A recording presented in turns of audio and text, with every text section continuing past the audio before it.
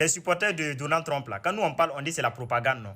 Écoutez les Américains, depuis les États-Unis d'Amérique, ce qu'ils pensent de cette guerre entre les États-Unis d'Amérique, l'Iran et l'Israël. Famille, c'est fort. On partage la vidéo au maximum, s'il vous plaît. Les Américains critiquent vivement pour... Puis direction maintenant les États-Unis, où les Américains critiquent vivement pour un nombre d'entre eux ce conflit, et notamment le mouvement MAGA, Make America Great Again, qui est partisan de Donald Trump. Certains d'entre eux parlent d'ailleurs de trahison, comme nous le précise Lou Bureau.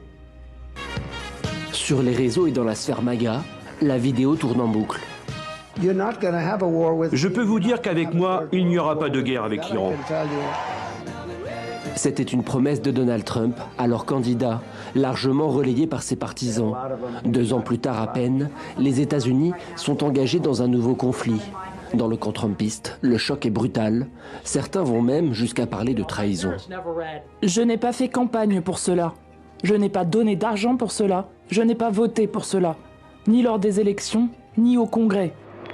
Une guerre inutile, lointaine, coûteuse économiquement et dont les Américains ne bénéficieront pas. Au sein du mouvement MAGA, les critiques fusent. Les images des premiers morts américains sont partagées sur les réseaux sociaux, ravivant les traumatismes de l'Irak et de l'Afghanistan. Beaucoup s'interrogent sur les raisons qui ont poussé Donald Trump à intervenir.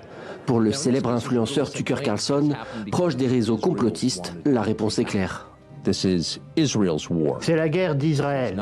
Ce n'est pas la guerre des États-Unis. Cette guerre n'est pas menée au nom de la sécurité nationale pour rendre les États-Unis plus sûrs ou plus riches.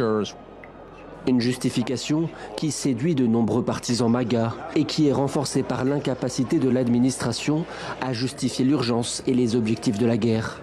Au cœur de cette séquence, Marco Rubio apparaît sur la défensive devant les journalistes. Le président Trump a décidé d'attaquer en premier, estimant qu'ils allaient nous attaquer. Et il n'était pas question que nous subissions le premier coup de leur part. Donald Trump nous a menti. Donald Trump a menti. Il a menti, il a fait campagne sur nous.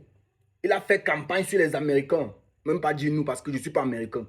Il a menti aux Américains. Vous avez compris? Vous voyez comment tous ces politiciens font quand ils veulent battre leur campagne, non? Ils vous font des promesses inutiles, des promesses qui ne vont jamais les réaliser. À peine 2 ans, tu es au pouvoir. Tu es parti attaquer un pays, tu as dit que tu ne devais pas attaquer. Un pays, tu as dit qu'il n'y aura pas la guerre là-bas. À peine 2 ans. Tu fais 5 ans là-bas au pouvoir. C'est le monde entier que tu vas attaquer. Vous comprenez? Camarades, vous avez compris? 75% des Américains sont contre cette guerre qu'il est en train de mener. 75%. Qui veut dire, si l'Amérique a 1000 personnes, il y a